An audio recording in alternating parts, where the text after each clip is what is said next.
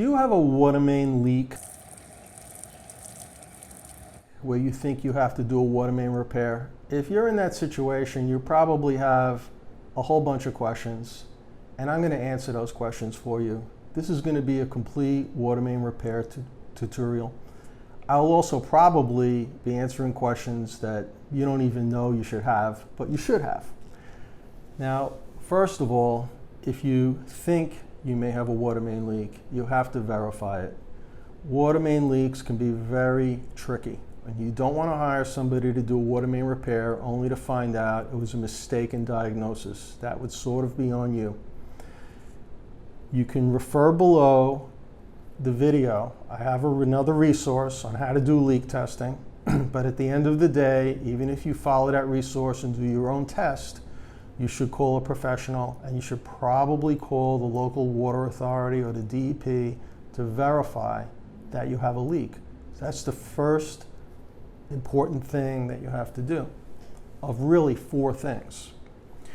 The second thing is you should make sure which material your water service line is made out of. And again, if you look below this video, there'll be a resource on how to do that.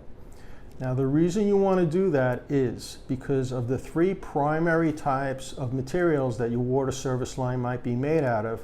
2 of them you should not repair. The first of which is lead. In New York City, it is not legal to repair a lead line. If in your jurisdiction it is, you have to take special note of something. If you do a repair on a lead line, you will invariably move it slightly.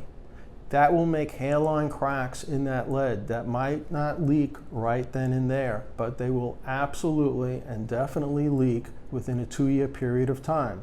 And whatever you spent to do the repair will be completely wasted money. The second material that is still found to a degree in New York City, to a larger degree in other areas, is called galvanized pipe. Galvanized pipe, again, in New York City, it's not legal to repair, and it's ill-advised to repair it regardless of where you live. Galvanized pipe has a limited lifespan. It interacts with water. It corrodes on the inside and it corrodes on the outside. Another factor is when you connect galvanized pipe to brass or copper, those are called dissimilar metals. It causes galvanic corrosion. At the joining point, corrosion will form at a very fast rate. It will either make the pipe break again or close off the water supply. So those 2 lines, if it's made out of lead or galvanized, my strong advice is do not do a water main repair. Now, if your line is made out of copper, now that's a very good candidate to actually do a water main repair, and we come really to the third of the 4 factors. That is, how old is your water line?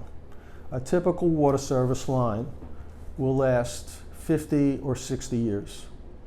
Now, in New York City, and probably in your jurisdiction as well, you can get records that say what your line is made out of and how old your line is. Now, if your line is 40 years old and a typical lifespan is 50 years, you might do a repair, but I would strongly advise against it. You have to weigh cost savings with wasting money, because if the useful life of the line is virtually over, you might just be wasting your money. Now, the 4th thing, of course, you might think is the first thing, is the cost. You always have to get a price, even if you are heart set on doing a repair, get a price on a replacement as well. You want to be able to compare a repair price to a replacement price so you make an intelligent decision with your head, not an emotional decision that you might regret later.